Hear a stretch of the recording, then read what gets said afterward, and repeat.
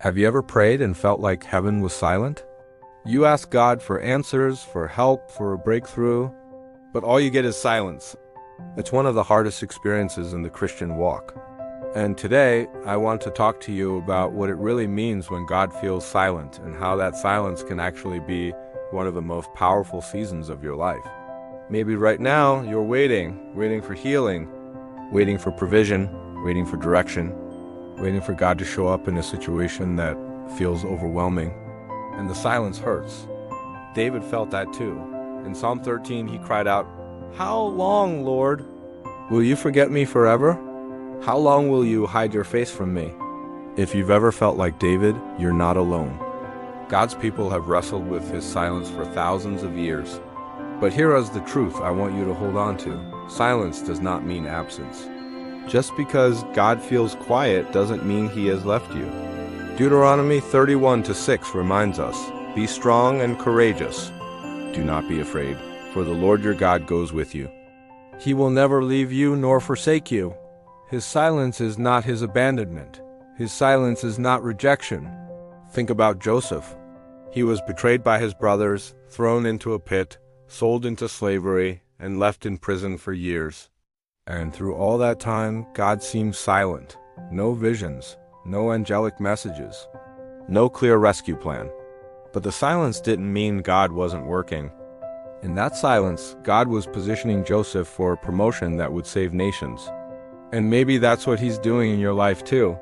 Here's what God does in the silence. First, silence teaches us to trust. Isaiah 40:31 says, "Those who wait on the Lord will renew their strength. They will soar on wings like eagles. They will run and not grow weary. They will walk and not faint." Waiting isn't wasted time. Waiting is strengthening time. Second, silence develops character. Sometimes God is working on you before he works through you. He may be shaping your patience, deepening your faith, or preparing your heart for something greater. Third, silence positions us for bigger blessings. Look at John 11.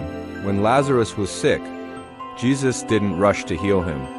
He waited, and in that waiting, Lazarus died. But when Jesus finally arrived, he didn't just heal Lazarus, he raised him from the dead. God's silence set the stage for a greater miracle. So how do you respond when God is silent? You keep praying. Luke 18:1 tells us we should always pray and not give up. You keep obeying. Do the last thing God told you until he gives you the next step. You keep trusting. Proverbs 3:5-6 says, "Trust in the Lord with all your heart and lean not on your own understanding. In all your ways submit to him, and he will make your path straight." And maybe the most powerful thing you can do while waiting is worship. Worship shifts your focus from what you dawn to hear to the one who has already spoken promises over your life. Friend, if you're in a silent season, I want you to know this. You are not forgotten. You are being prepared. Isaiah 55:9 says, "As the heavens are higher than the earth."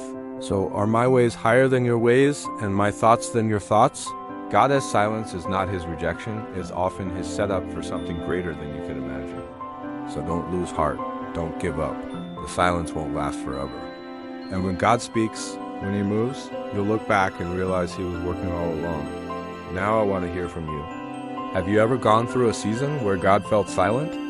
And what did you learn from it?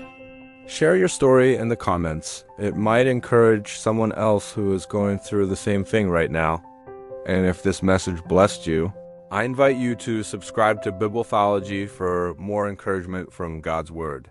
Remember this, God's silence doesn't mean he's absent. It means he's preparing you for something greater. Hold on, trust him. He is with you, always.